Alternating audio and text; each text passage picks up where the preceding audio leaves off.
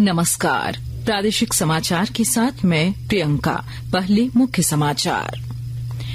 प्रधानमंत्री ने 71,000 युवाओं को नियुक्ति पत्र सौंपा। कहा, युवाओं के सशक्तिकरण और राष्ट्रीय विकास में उनकी भागीदारी को मजबूत करने के लिए सरकार का है प्रयास।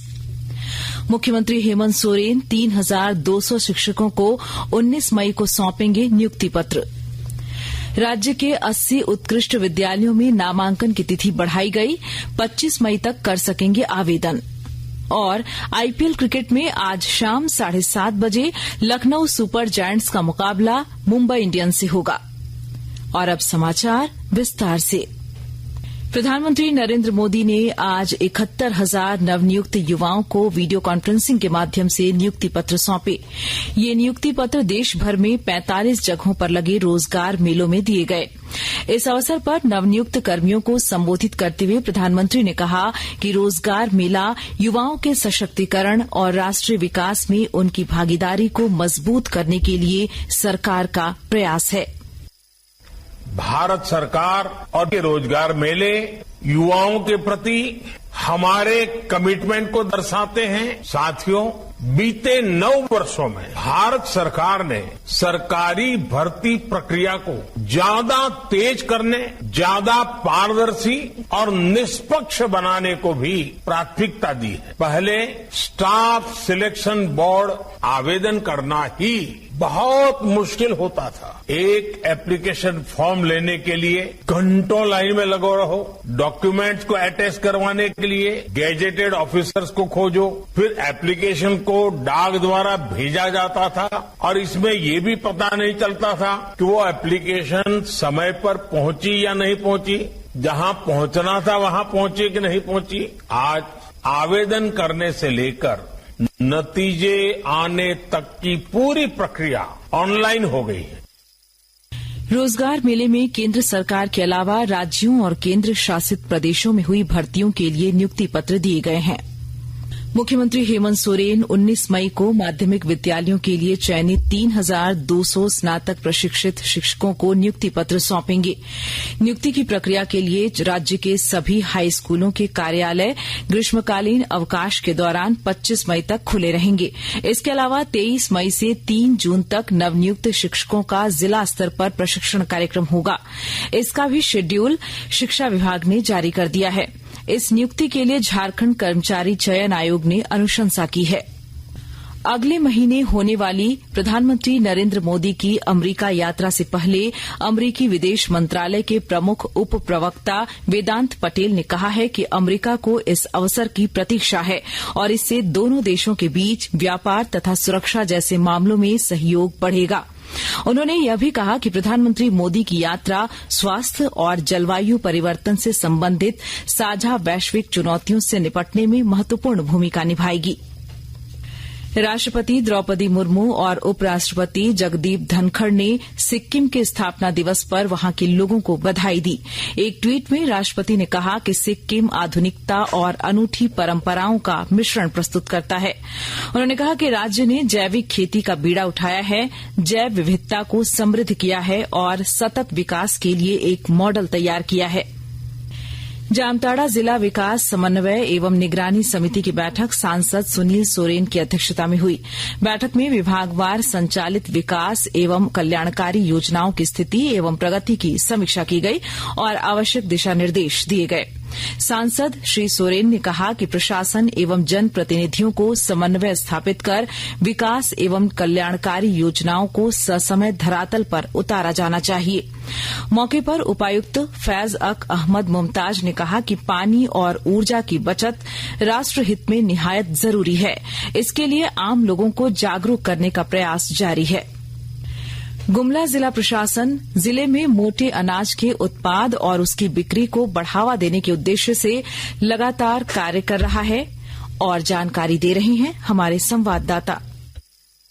गुमला जिला प्रशासन जिले में मिलेट के उत्पाद एवं उसकी बिक्री को बढ़ावा देने के उद्देश्य से लगातार कार्य कर रही है। पिछले वर्ष जिले में मिलेट में मिली सफलता को देखते हुए जिला प्रशासन इस वर्ष रागी मिशन को लेकर 10,000 हेक्टेयर भूमि पर रागी की खेती करने को लेकर योजना तैयार कर रही है।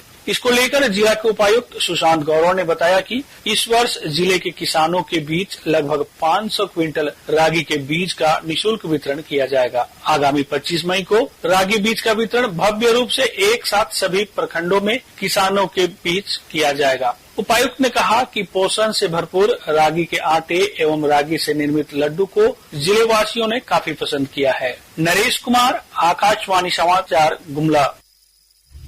आकाशवाणी के ताजा तरीन समाचारों के लिए आप हमारी वेबसाइट newsonair.com पर लॉग ऑन कर सकते हैं। ताजा समाचार Twitter handle @AIR news alerts और Facebook page All India Radio news पर भी उपलब्ध है।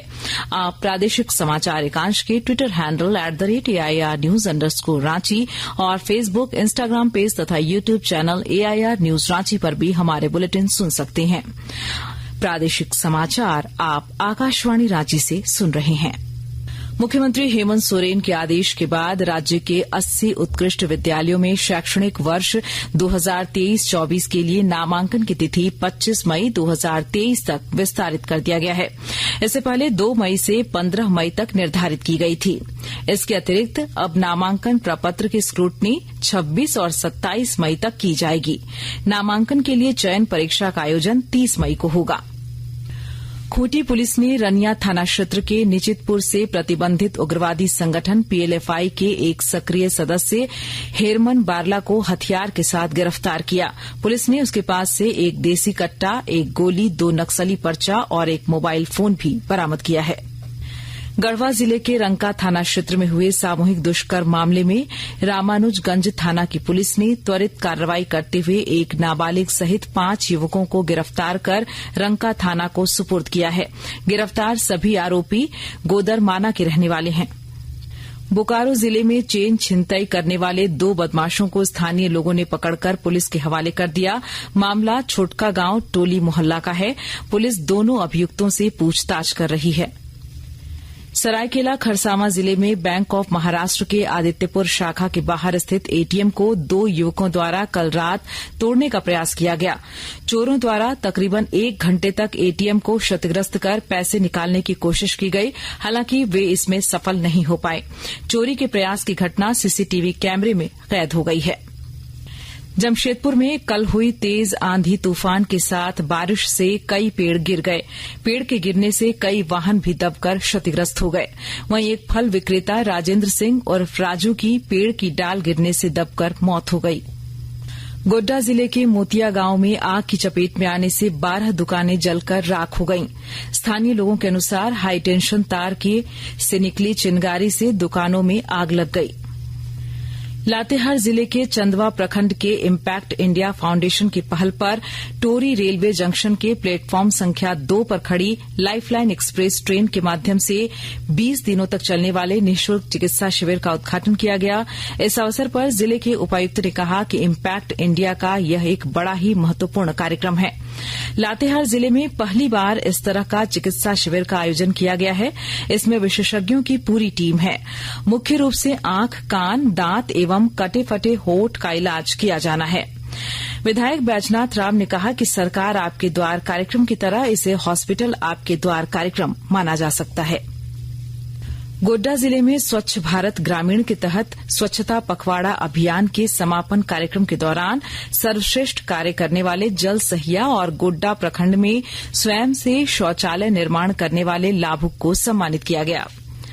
राजेंद्र मंडल और सुखदेव साह को पेयजल स्वच्छता प्रमंडल के सहायक अभियंता कुमार समरेंद्र मलिक ने 12,000 रूपये प्रोत्साहन राशि देकर सम्मानित किया।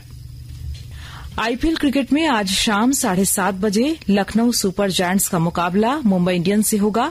यह मैच लखनऊ के अटल बिहारी वाजपेयी एकाना क्रिकेट स्टेडियम में खेला जाएगा। प्रतियोगिता में कल गुजरात टाइटंस ने सनराइजर्स हैदराबाद को 34 रन से हरा दिया है। और अब अंत में मुख्य समाचार एक बार फिर।